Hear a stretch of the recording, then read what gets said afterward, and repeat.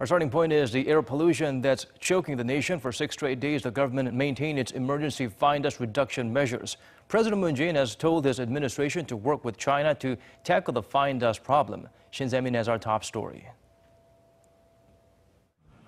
President Moon Jae-in proposed working with China in tackling the bad air quality that has become a national crisis. On Wednesday, the 6th straight day since the emergency fine dust measures were imposed.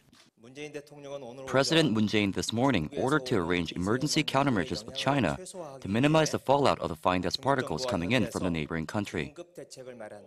China had been blamed for a large portion of the dirty air and yellow dust that blows in onto the Korean Peninsula, leading to a sharp rise in air pollution. The South Korean leader proposed a joint project with China to use artificial rain to wash away the fine dust particle from the air, something that he says have already been agreed upon by the environment ministers of the two sides.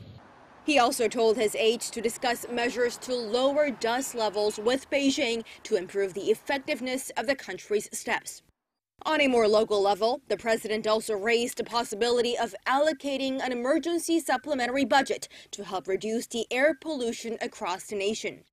If approved, that extra fund will be used to add more air purifiers at public places like schools and expand financial support for joint projects with China.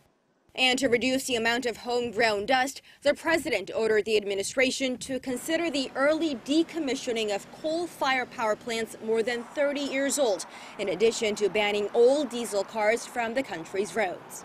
Despite aggressive measures to tackle the country's bad air quality, questions still linger on whether these measures are enough to bring down the country's fine dust levels by 30% by the end of 2022, just as the president had promised.